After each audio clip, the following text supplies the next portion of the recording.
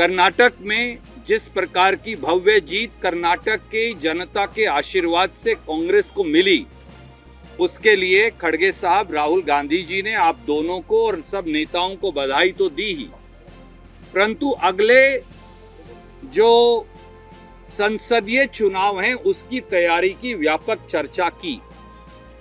उसको लेकर कुछ महत्वपूर्ण निर्णय भी लिए गए। एक महत्वपूर्ण निर्णय लिया गया कि पार्टी संगठन का एक वरिष्ठ नेता और एक मंत्री हर एक संसदीय सीट का प्रभारी होगा और अगले 6 से 7 महीने जब तक संसद का चुनाव संपूर्ण नहीं हो जाता, पार्टी के संगठन की पूरी तैयारी की जिम्मेवारी उनकी होगी।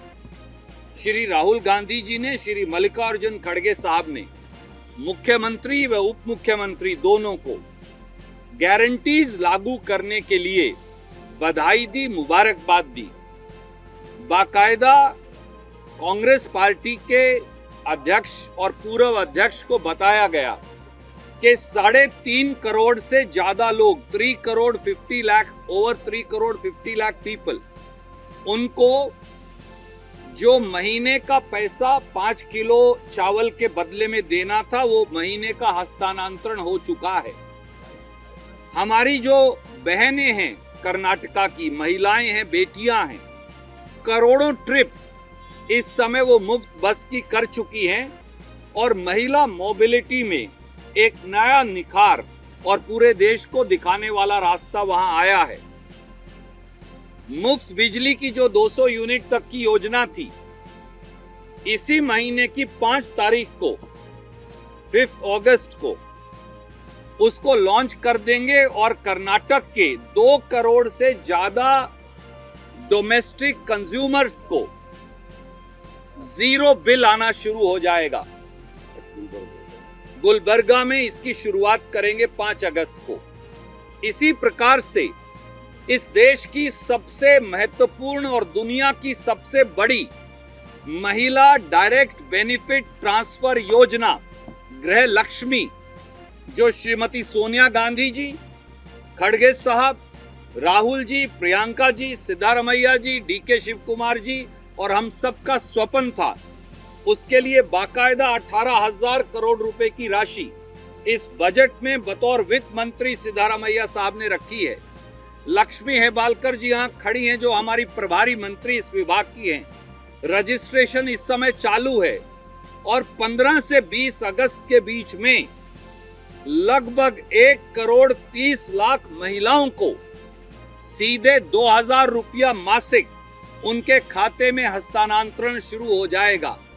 कांग्रेस पार्टी ने निर्णय लिया और ये बताया गया कि लगभग प्रांत के 92 से 93% लोग किसी ना किसी कांग्रेस की गारंटी से लाभान्वित होंगे। और एक तरफ मोदी जी हैं, जो कर्नाटक के मॉडल की दुहाई देकर पानी पी पी कर कोसते हैं, हमें क्रिटिसाइज करते हैं।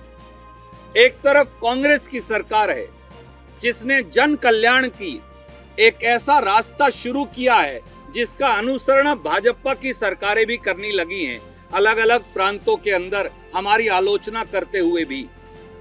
तो ये जान लीजिए कि कर्नाटक के 92% लोग कांग्रेस की गारंटियों से लाभान्वित होंगे और हमने निर्णय लिया कि कांग्रेस के कार्यकर्ता अगले 6 महीने में एक बेनिफिशियरी के घर तक जाएंगे, उनको कांग्रेस के इस कार्यक्रम से जोड़ेंगे और संसदीय चुनाव में, ताकि उनकी एक निर्णायक रचनात्मक भूमिका रहे।